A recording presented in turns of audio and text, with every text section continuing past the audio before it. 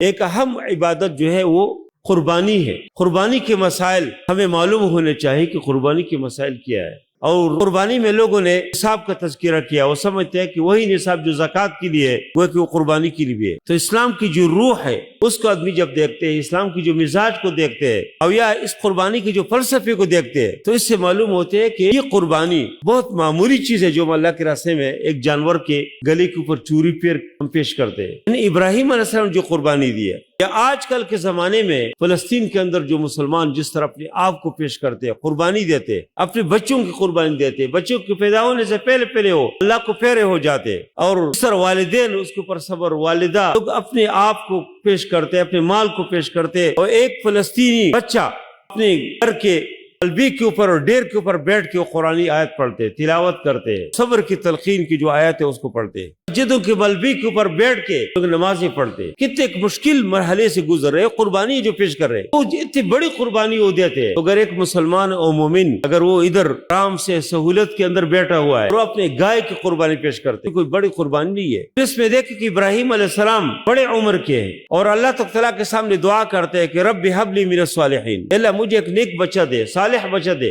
وبشرناہ بغلام حلیم، اس کو ایک بردبار بیٹے کی خوشخبری مل جاتے، اور جب وہ بچہ بھاگ دوڑ کے قابل بن جاتے ہیں، ادھر اس کو حکم ملتے ہیں، خواب میں دیکھتے ہیں، بیٹے سے کہتے ہیں انی اری فی المنام انی اذبحک فانظر ماذا تری، میں آپ کو خواب میں دیکھتا ہوں کہ میں آپ کو ذبح کر رہا ہوں، تم کیا، آپ کی کیا رائے ہے؟ اور ادھر وہ کہتے ہیں کہ یا ابت افعل ما تؤمر ستجدنی انشاءاللہ من الصابرین۔ اسی حالات میں اپنے بیٹے کو لے کر مینا کے میدان میں حاضر ہو جاتے ہیں، اور 3 جگہ کے شیطان کو کنکرے مارتے ہیں۔ 10 ذی الحج کو، یہ وہ جگہ ہے جہاں ابراہیم علیہ السلام کے پاس ایک بار شیطان آ گیا کہ تم کیا کر رہے ہیں، اپنے بیٹے کو ذبح کرتے، پھر آ گیا، پھر آ گیا، اور 3 جگہوں میں ابراہیم علیہ السلام اس کی طرف کک کر پھینک دیا۔ ایک علامتی شیطان ادھر موجود ہے، لوگ اس کے اوپر سے نفرت کرتے ہیں۔ ابراہیم علیہ السلام اپنے بیٹے کی گلی کے اوپر چوری پھیرنے کے لیے تیار ہو جاتے ہیں، بیٹے کو گراتے ہیں، اور اللہ تعالیٰ ادھر قربانی کے ایک جانور پیش کرتے ہیں۔ تو اس لیے میں یہ سمجھتا ہوں اتنی بڑی قربانی جو ابراہیم علیہ السلام نے دی ہے، یا جو احادیث ہے جو نبی کریم صلی اللہ علیہ وسلم فرمایا کہ بر وجد ساعۃ لأن یضحی لم یضحی فلا یقربن مصلانا، اللہ کے نبی نے فرمایا کہ کوئی آدمی اگر قربانی کی کچھ نہ کچھ گنجائش ہے قربانی نہیں کرتے، اللہ کے نبی نے فرمایا ہمارے مسلوں میں نہ آئے۔ اس لیے ایک اہم مسئلہ لوگوں نے جو بہت مشکل بنایا لوگوں کے لیے، جو کوئی کہتے اتنے نصاب ہو، کوئی کہتے اتنے نصاب ہو، جو احادیث کی روح ہے، تمام تقریباً فقہا آراء اس کی روشنی میں آدمی دیکھتے ہیں تو اس سے معلوم ہوتے ہیں کہ قربانی کے لیے کوئی نصاب نہیں ہے۔ صدقۃ الفطر اس کے لیے کوئی نصاب نہیں ہے۔ صدقۃ الفطر کیا ہے؟ تم اپنی جیب سے کوئی نہ کوئی نکالتے ہیں، آپ کے گھر میں خوشی ہے، آپ گھر میں بچے کھاتے پیتی ہے، آپ کے گھر میں بچوں کے کپڑے آپ تیار کر اس کے لیے مٹھائی خرید رہے، اور گھروں میں بھی خوشی جائے۔ اور یہی فلسفہ جو ابراہیم علیہ السلام کی قربانی کا جو فلسفہ یہ قربانی میں بھی ہے کہ ایک آدمی اگر اس طرح قربانی نہیں کر سکتے اور کرنا بہت مشکل بھی تھا، اللہ نے ایک آسانی کی، تم اللہ کے راستے میں ایک جانور پیش کرو، تو ہر آدمی کے لیے پھر اور بھی جماعت اسلامی اور خدمت کے ذریعے سے آسانی آ گئی، اب حصہ لو، اسے اور بھی آسان ہے، مشکل نہیں ہے۔ اب 20-22 ہزار روپے جمع کرتے، تیار گوشت آپ لیتے، کہا کہ اپنی جو آراہ ہے وہ اپنی جگہ پر ہے، لیکن ہم میں سے ہر آدمی کوشش کرے قربانی کرے۔ قربانی کے نتیجے میں ایک تو قربانی کی جو رقم ہے اللہ کس طریقے سے اس کی اللہ مدد کرتے، وہ انسان کے اوپر بوجھ نہیں بنتے، جتنے بھی آپ خرچ کریں گے اللہ آپ کو دیں گے۔ دوسرے کہ اور اتنے خرچے ہوتے ہیں، اگر ایک آدمی قربانی کے طور سے خرچہ کرنے سے کیا ہوتے ہیں، پورے سال میں مختلف قسم کے خراجات ہوتے ہیں، قربانی سے ہٹ کر اگر اس موقع پہ قربانی کے لیے تھوڑا سے وہ ادائیگی کرے کوئی مسئلہ نہیں ہے۔ اور اصل بات ہی اس میں بھی ہے کہ گھر کے اندر بچے بھی خوش ہو جاتے، گھر کے اندر خوشیاں جاتے ہیں۔ جس گھر میں قربانی نہ ہو وہ گھر کے لوگ سب یہ سمجھتے ہیں کہ بہت زیادہ غریب ہے، اور اس کے اوپر مسکنہ تو فقر طاری ہو جاتے۔ اس لیے میں نے یہ بات اس سے چھیڑی کہ لوگ اس میں فقہی مباحث سامنے لاتے ہیں کہ فلان امام کی کیا رائے ہے جی، فلان کی کیا رائے ہے، جمہور کیا کہتے ہیں،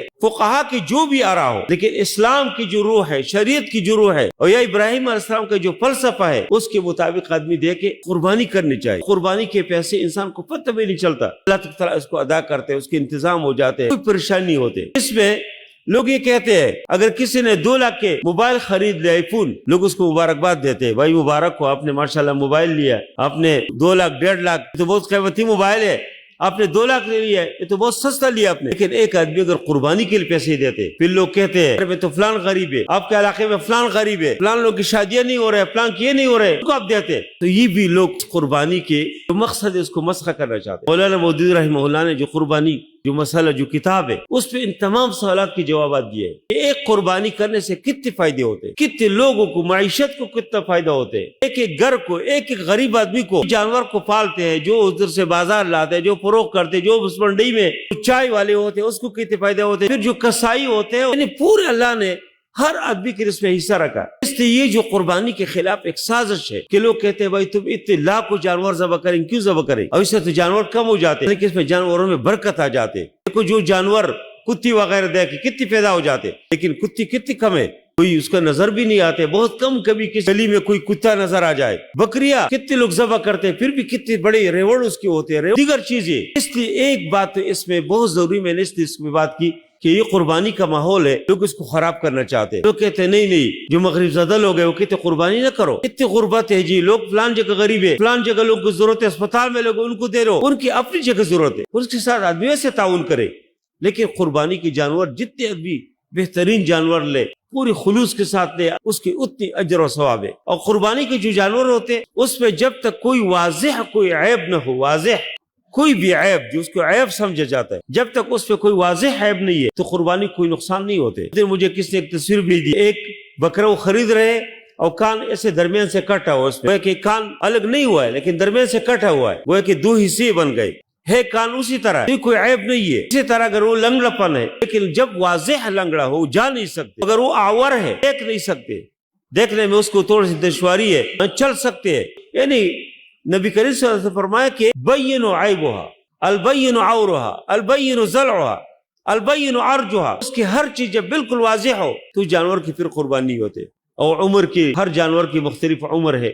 وہ آدمی اس کا خیال کرے، بکری کے الگ اس کے دان نکلے ہو، اس کی عمر مناسب ہو۔ ایک اور بہت اہم بات ہے کہ قربانی میں تجزی نہیں ہوتے۔ قربانی اگر کوئی آدمی پیش کرتے، دو آدمی مل کے ایک حصہ لیتے، قربانی نہیں ہوتے۔ قربانی میں ضروری ہے کہ ہر آدمی کے الگ الگ حصہ ہو،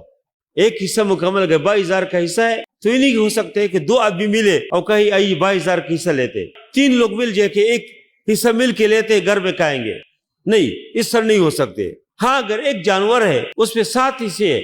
لیکن 5 لوگوں نے مشترک لیا، 3 لوگوں نے مشترک لیا، 4 لوگوں نے مشترک لیا، یہ تو ہو سکتے ہیں، لیکن ایک حصہ کوئی تقسیم کرتے کہ کچھ میں لوں گا، کچھ آپ لے جی، یا کچھ رقم میرے پاس ہے کچھ آپ سے لوں گا، یہ پھر تجزیہ قربانی میں یہ صحیح نہیں ہے۔ اور دوسرے کہ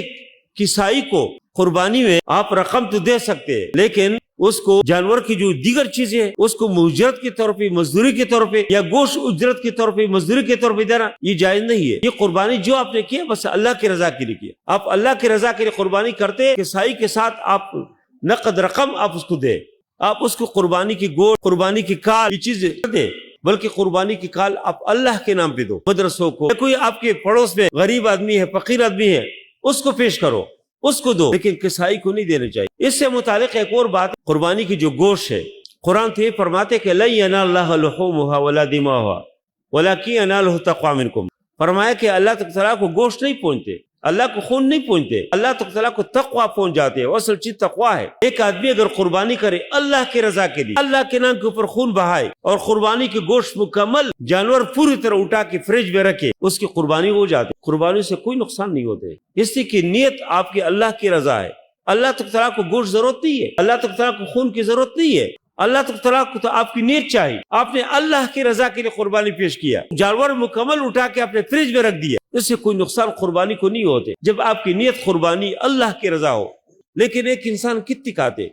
کیا کریں گے، گھر کے اندر پڑوس میں کتنے لوگ جو بیچارے سال میں ایک بار اس کو مقابل دکھانے، وہ انتظار میں ہوتے کہ اس گھر سے گوشت آ جائے، بلکہ بعض گھروں میں تو پہلے سے پیاز اور ٹماٹر کاٹ کے خواتین اور بچے انتظار میں ہوتے کسی گھر سے گوشت آ جائے، فلان اجی صاحب گھر سے گوشت آ جائے، ڈاکٹر صاحب گھر سے گوشت آ جائے، پروفیسر صاحب کے گھر سے، مفتی و عالم کے گھر سے، اور وہ گوشت اٹھا کے اپنے فریج میں رکھے، وہ بیچارے ویسے ہوتے۔ آج کل جو لوڈ شیڈنگ کا زمانہ ہے، 3 دن بعد بجلی کی وجہ سے وہ خراب ہو جائے، بجلی نہیں ہے، لوڈ شیڈنگ کی وجہ سے وہ گوشت گراتے ہیں، تو اس سے اچھا یہ ہے کہ اس کو تقسیم کرے، لوگوں کو دے۔ اس لیے فقہا نے یہ بتایا کہ تم ایک حصہ جو ہے اپنے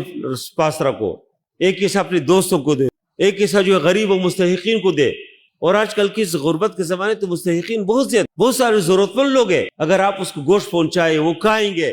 آپ کے ذریعے سے اطعام و طعام بہترین صفت ہے، کھانے سے کھلانا،